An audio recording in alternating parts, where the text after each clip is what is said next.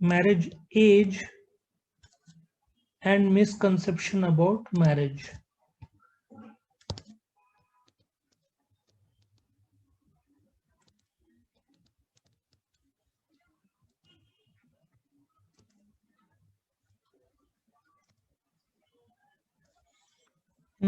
जो marriage as है, एक समय मैरिज एज इंडिया का फॉर वुमेन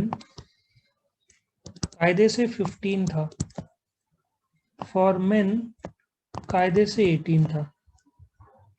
अभी ये बढ़ा के 18 कर दिया है और ये 21। अभी इस पे और भी चर्चा हो रहा है क्या इसको और बढ़ाया जाए, बट रिसेंट हालत में देख रहे हैं women are getting married at around 24, फिलहाल का जो इंडिया का सिचुएशन दिख रहा है। और लेट मैरिजेस है तो चिल्ड्रन भी लेट होने के चांसेस रहते हैं। सो इन्फेंट और मदर दोनों का बोलते ना लाइफ और जो भी सिचुएशन है रेशियो में फर्क आता है। आज के तारीख में कॉस्ट ऑफ लिविंग बहुत ज़्यादा है, लेट मैरिजेस है, इल हेल्थ है, महंगाई है, बेसिक प्रॉब्लम है पीपल लाइफ के, जिसकी वजह से यूथ जो है are more interested in delaying the marriage.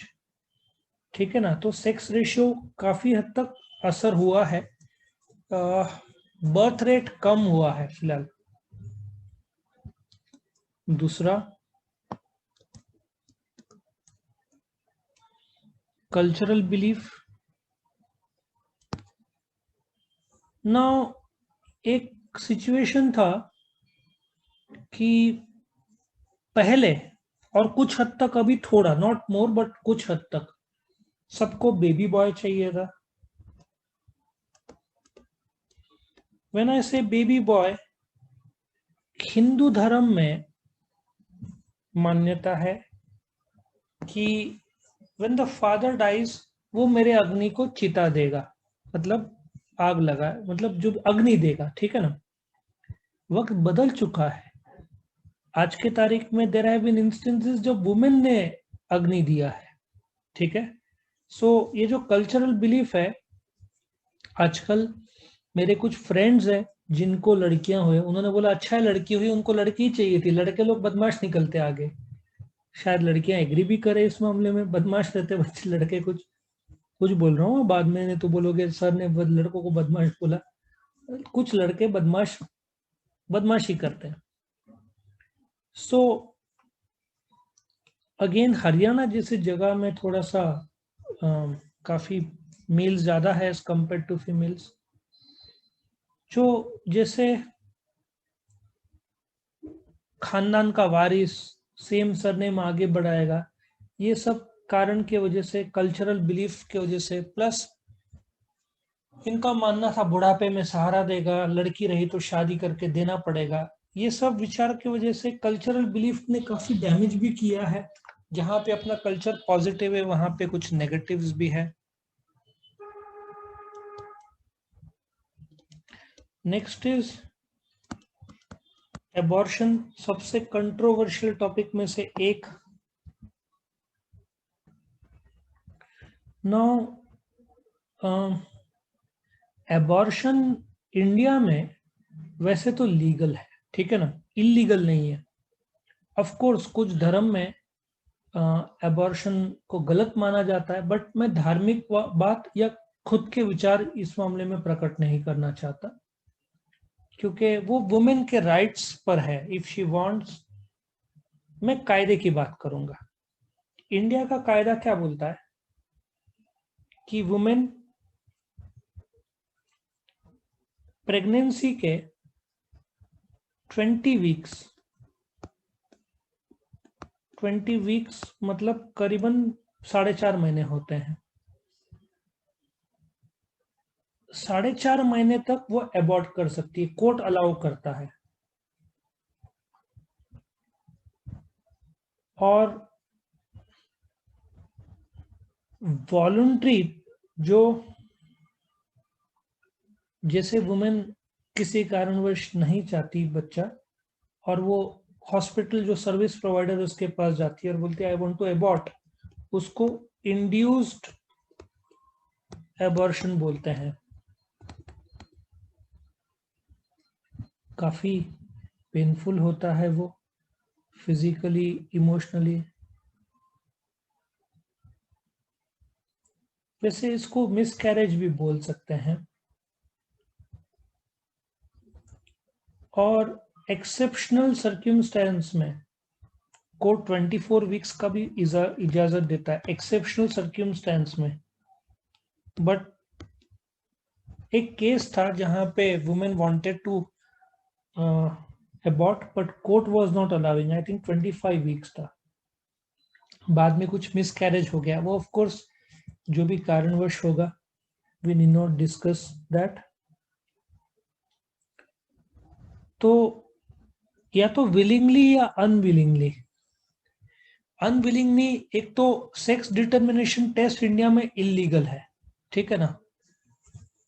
तो a women who is pregnant can not find out, वो हॉस्पिटल जाकर बोल नहीं सकती कि मेरे जो वूम में जो बच्चा है वो मेल है क्या फीमेल, ये बताओ। ये इलीगल है, अरेस्ट हो सकते हैं डॉक्टर, ठीक है, ये कर नहीं सकते इंडिया में।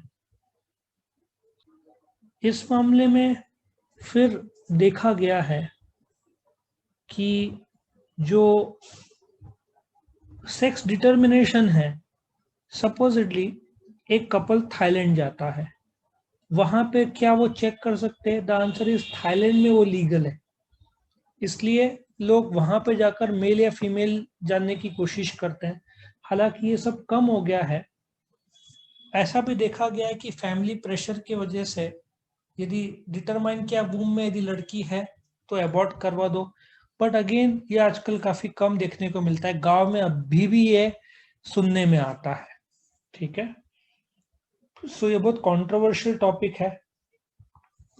सो जस्ट मैंने तुमको कायदा बता दिया कि 20 वीक्स और एक्सेप्शनल मेडिकल सर्क्यूमस्टेंसेस 24 वीक्स, उसके बाद में कोर्ट अलाउड नहीं करता है, डॉक्टर कर नहीं सकते।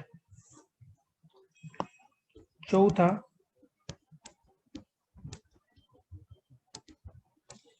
Unequal female rights.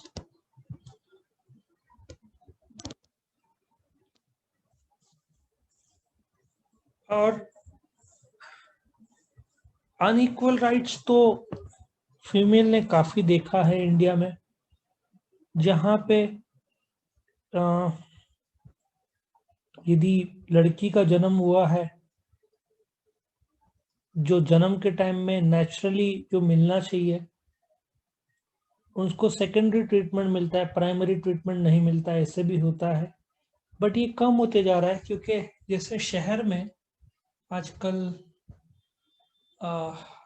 जो मेरा पर्सनली मानना है as a father, as a parent, कि बच्चा हो या बच्ची हो बस हेल्दी रहना चाहिए, ठीक है। ये विचारधारा मेरे फ्रेंड्स में भी थिंकिंग यही है, कोई भी लड़का हो या लड़की हो, they should be healthy. Again गांव में कुछ जगह पे पॉसिबिलिटीज होता है कि if the females are born, जो ट्रीटमेंट की जो जरूरत है वो हो सकता है कि डिले हो या ना हो बिकॉज वो लड़की है। तो again female rights sex ratio में असर होता है। जन्म के बाद भी देखा गया है कि ठीक से ट्रीटमेंट नहीं मिलने की वजह से कोई गर्ल इन्फेंट चाइल्ड की डेथ हो गई, ऐसे भी केसेस इंडिया में तुमको मिल जाएंगे। बट जैसे देखने को आ रहा है ये सब अनइक्वल फीमेल राइट्स काफी कम होते जा रहा है, और गवर्नमेंट एक कोड भी ला रहा है जहाँ पे मेल फीमेल को इक्वल माना जाएगा। लेट्स सी क्या होता है आगे। सो यहाँ पे खत्म होता है तुम्हारा एक क्वेश्चन। वीडियो पसंद आया तो लाइक कीजिए, अपने फ्रेंड्स के साथ शेयर कीजिए, उनका भी फायदा हो, और चैनल को सब्सक्राइब कीजिए। Thank you.